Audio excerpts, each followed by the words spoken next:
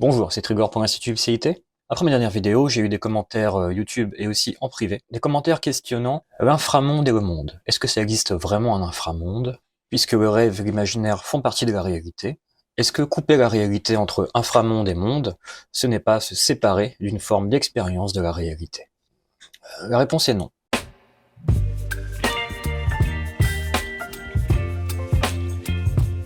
C'est pas une coupe horizontale, c'est plutôt une coupe verticale ou une coupe en forme de noyau. Imaginons un inframonde, le jeu du morpion.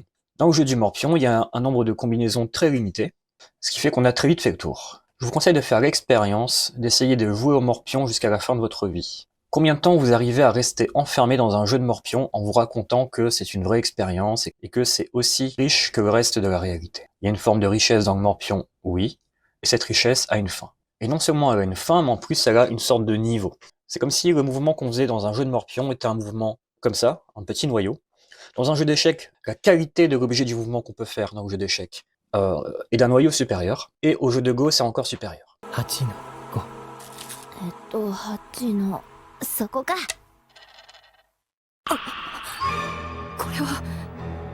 これは最善の一手ではない。最強の一手でもない。僕がどう打ってくるか試している一手だ。僕の力量を測っている。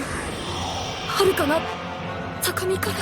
C'est-à-dire que jouer un coup au jeu du morpion, c'est beaucoup moins que jouer un coup au jeu d'échecs. Et c'est beaucoup moins que jouer un coup au jeu de Go. Et c'est beaucoup moins que jouer un coup dans la réalité. C'est en ce sens-là qu'on peut parler d'inframonde, et ce, même si vous avez la capacité d'imaginer tout ce que vous voulez dans un jeu de morpion. Vous pouvez projeter que tout l'univers conspire avec vous, ou que c'est le meilleur coup du monde. Mais à un endroit, est-ce que c'est pas une forme de compensation? Est-ce qu'on cherche pas à compenser un truc, à compenser la petitesse de notre mouvement dans la réalité par une histoire qui la rendrait plus grandiose? Est-ce qu'on n'est pas en train de s'hypnotiser? Et si vous voulez faire l'expérience encore plus fort, on va inventer un jeu très simple. Vous prenez une feuille de papier et un crayon, et le but du jeu, c'est de faire un trait sur la feuille de papier. C'est le but du jeu. C'est le cadre. Il n'y a que ça à faire comme mouvement. Tout le reste ne fait pas partie du jeu, d'accord? Et le but du jeu, c'est ça, c'est de faire un trait sur la feuille de papier. Alors moi, je peux être assez sadique. Une fois, j'ai proposé ce jeu à des copains, et j'ai essayé de leur faire jouer à ce jeu toute une soirée. J'ai dit, tiens, c'est à ton tour. Et puis le mec fait un coup de crayon. Bravo, tu as réussi à faire un coup de crayon, bien joué, t'as gagné. À toi. Au bout d'un moment, ils m'ont envoyé chier. Au bout d'un moment, ils se sentaient enfermés dans une prison. Et la capacité d'un simulacre ou d'un inframonde à rendre cette prison dorée, notamment en donnant des récompenses, notamment en donnant du challenge, notamment en apportant de la dopamine, en fin de compte, ça reste une capacité de la prison à être une bonne prison. Et c'est ok de vouloir être dans une petite prison dorée.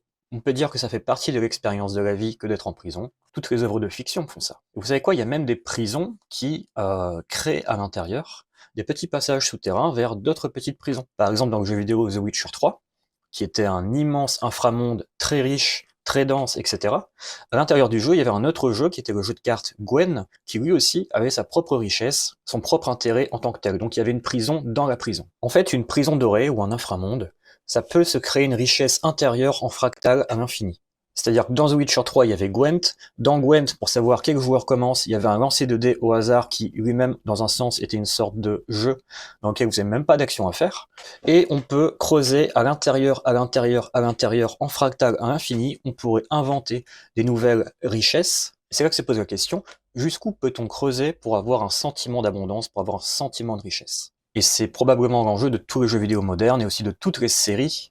Imaginons une série qui laisse planer un grand mystère, tous les gens font des théories, etc. Ils sont en train de creuser à l'intérieur, ils sont en train de développer des fractales de possibles, ils sont en train de s'amuser dans la prison dorée. Elle vient pas. En fait si. Est-ce que Yamato aurait dû être Mugiwara?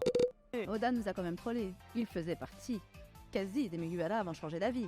Il manque un dernier membre sur le navire. Non mais il en manque, mais ils sont plus des meufs, ok? Il y a que 2 meufs. C'est pas une meuf. Effectivement, c'est vrai. Regarde comment. Donc oui, tout ça, ça fait partie de l'expérience de la réalité, oui.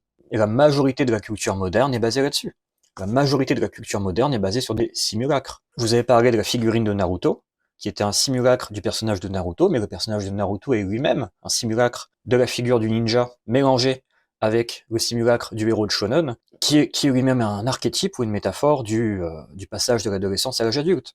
Et probablement qu'il est possible de retirer des leçons de vie dans ces petites fractales. Dans les shonen, c'est souvent le pouvoir de l'amitié, la persévérance, le développement personnel, ce genre de choses. Effectivement, on peut en retirer un mindset, un état d'esprit que l'on va plaquer sur notre vie ensuite, de manière plus ou moins, bon, ça fait un peu essayer de rentrer des carrés dans des ronds, quoi. Et le pire dans tout ça, c'est qu'on a parlé d'inframonde et de monde, mais on n'a pas parlé d'hypermonde, on n'a pas parlé d'hyper-réalité. Un simulacre, une prison dorée, ça existe tant qu'on y croit, tant qu'on joue le jeu du truc. Ça a intérêt à piéger les humains. Les simulacres ne sont pas vos amis. La culture n'est pas votre ami. C'est pas non plus forcément un ennemi, mais ça a ses intérêts égoïstes. À partir du moment où un simulacre va être capable de nous saturer le cerveau, ça va plus être un inframonde, ça va être un hypermonde. Et un hypermonde, ça veut pas dire que c'est devenu au-dessus de la réalité. Un hypermonde, ça veut dire que ça nous fait croire que c'est au-dessus ou plus important que la réalité. Et ça nous fait croire ça dans la mesure où ça nous a traumatisés. Un hyperréel, c'est quoi? C'est qu'on a la sensation que quelque chose fait sens et que cette sensation de sens nous sature le cerveau. Ce sont des signaux forts, ce sont des signaux agressifs. Il va falloir nous traumatiser pour bien nous garder dans la prison dorée. Quand je parle de trauma, un trauma peut être positif ou négatif. Un trauma négatif, vous savez ce que c'est évidemment. Un trauma positif, par exemple, la jouissance, c'est un trauma positif. Que ce soit un orgasme mental, émotionnel ou physique. Et c'est pour ça que tous les inframondes, maintenant, jouent le jeu d'un hypermonde. Jouent le jeu de « regarde comment mon univers est tellement riche et dense et fort et puissant que je vais te traumatiser avec ». Sauf que ça, c'est une stratégie qu'ont trouvé les inframondes pour se perpétuer. Si le Morpion pouvait en faire de même, il en ferait de même. Et donc, comment se positionner là-dedans? Je dis pas qu'il faut arrêter les œuvres de fiction. Simplement, il y a une hiérarchie verticale entre l'inframonde, le monde et l'hypermonde, avec un espèce de tronc commun. C'est le monde qui va créer les simulacres de l'inframonde, et c'est cet inframonde qui va créer une couche hyper réelle, qui va faire que, à côté de ça, la réalité va nous paraître fade. Parce que la simple réalité n'est pas forcément spectaculaire, la simple réalité n'a rien à nous vendre. Par contre, un inframonde et un hypermonde, ça a des choses à nous vendre. Un inframonde et un hypermonde, ça a peur de mourir. La réalité n'a pas peur de mourir. Un inframonde et un hypermonde, oui. Donc ça a intérêt, quand votre série est finie, qu'il y ait une saison en plus, des produits dérivés, des bandes dessinées, des machins comme ça.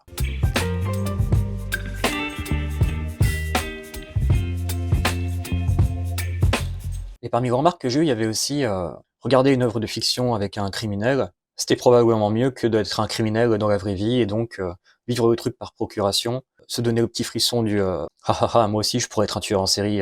Sauf que ça aussi c'est des simulacres. Enfin, les étiquettes criminel et tueur en série sont déjà des prisons dorées à part entière. Vouloir être un criminel, c'est croire en l'étiquette de criminel et donc faire le jeu de la mythologie, ordre établi, criminalité. Et en ce sens, c'est déjà un inframonde. La réalité est bien plus ouverte et nuancée que ça, parce que si vous tuez des gens dans la rue, vous êtes un criminel, ok. Par contre, si c'est l'armée qui vous recrute et que vous allez tuer des gens pour eux, là vous êtes un héros. Et pareil pour le tueur en série, il y a toute une fantasmagorie dessus qui tente à essayer de sublimer la névrose personnelle de quelqu'un qui commet le même acte encore et encore. Donc voilà, la réponse est non. Non, l'inframonde n'est pas un équivalent qualitatif du monde, puisque l'inframonde a les moyens de s'hyper-réaliser. On pourrait même dire que l'inframonde est plus qualitatif que le monde, et c'est là où est sa tentation, et c'est là où se trouve le diable. Un bon exemple de ça, c'est TikTok.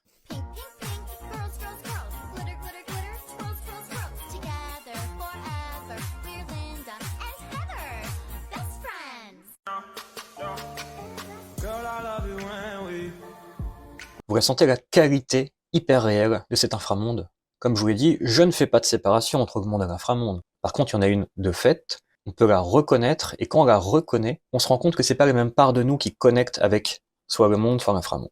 Si on revient au petit monde du Morpion, ou au jeu que j'ai fait jouer à mes amis du trait sur la feuille, au bout d'un moment, ça devenait insupportable pour eux de ne pouvoir être que ça. Ils avaient besoin d'être plus, c'est pour ça qu'ils m'ont dit « Dégage avec ton jeu de merde, on fait autre chose ». Bon. En plus, c'était un nouvel an, je crois, donc j'ai bien amené l'ambiance, et par conséquent, c'est pas à vous ni à moi de juger si les inframondes sont qualitatifs ou pas. C'est notre aspiration à être qui répond à ça. Et si notre aspiration à être se fait contenir par un univers d'heroic fantasy, bah très bien. C'est qu'on avait besoin de contenance. Et ce besoin de contenance, au bout d'un moment, aura une fin. C'est pas nous qui décidons, en force de finir le même jeu vidéo plusieurs fois, on en a marre, on n'en peut plus en fait. On ne peut plus infra-être. Même si moi je voudrais infra-être, au bout d'un moment j'en peux plus quoi. J'ai pas le choix, je dois être. Mais voilà, j'espère que cette clarification inframonde, monde et hypermonde vous a nourri. J'ai adoré répondre à vos questions sous ce format, donc dites-moi si ça a été chouette pour vous aussi. Petit placement de produit quand même. Ces notions d'inframonde, monde, hypermonde seront largement réexpliquées et documentées dans l'un des chapitres de ma formation Esprit hiérophanique, dont l'intention est de débroussailler un max de choses pour penser le monde le plus sainement possible, d'accord? Le but va vraiment être de péter votre cerveau, de l'ouvrir un maximum, et vous savez que j'ai le moyen de faire ça. Donc si le sujet vous intéresse, jetez un œil en description. À bientôt pour une prochaine vidéo. Ciao ciao.